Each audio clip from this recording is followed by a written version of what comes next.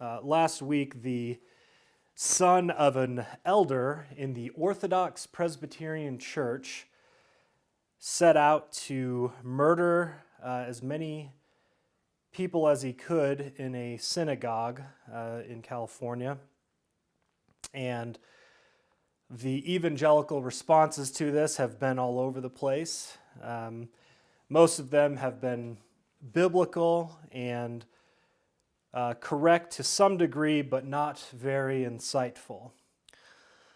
The pastors and the parents have all wanted to distance themselves from what John Earnest set out to do, his racist ideology. They've wanted to distance themselves, saying, we do not teach these things. And that's true. They don't teach those things. However, it is their teachings that have caused these things, not in a logical kind of way or in a way where you can rationally put these things together as far as direct argumentation.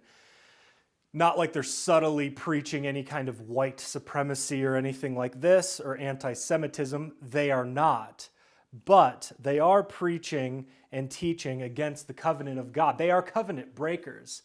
They have taught their children and their congregations to divorce and remarry, which has departed from the apostolic faith, which has departed from the biblical commands that we read from Christ, to remain faithful until death. And these people, in their arrogance, have said, we know better than Jesus. We can explain away these things. We can say, this divorce causes your marriage to be dissolved, and therefore you can be married to somebody else. They're covenant breakers. And in that sense, they're actually more wicked than John Earnest. John Earnest's sin was more obvious. It was more obvious and horrifying to the world. And that's the problem with the evangelical Reformed world. We do not have the insights to see wickedness where it is, where the wolves are in sheep's clothing. We can identify wolves when they're in wolves' clothing, but we have a hard time actually discerning wolves who are in sheep's clothing. And I also just want to make one other point about what we're starting to see on a cultural scale is Christianity is not racist. Christianity is the only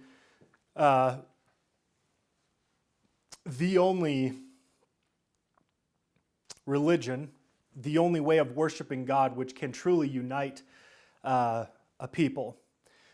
Unite them around the table, unite them around following Christ, bringing them into unity as Jesus prayed for us to be one.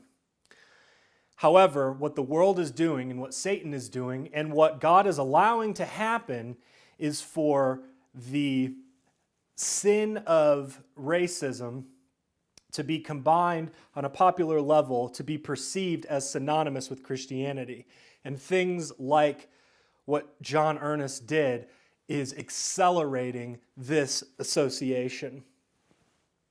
And we've talked about this a lot, that these cultural wars are really just proxy wars for Christianity. And what God is allowing to happen is for these things to be collapsed in the minds of people who hate the church.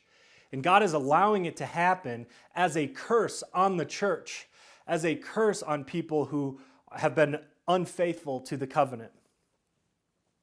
And so I just want to go on record to say, if these things continue, if we continue in our rebellion, I want to go on record to say that if it gets worse and we get persecuted for being Christians, you're not being persecuted for being Christians. You're being judged for being unfaithful Christians. You are not like the martyrs of the first century. You are like the Jews who were being taken captive by Babylon. And nobody will remember you as a martyr. They will remember you as a faithless coward. And so this reminds us of our own need to confess.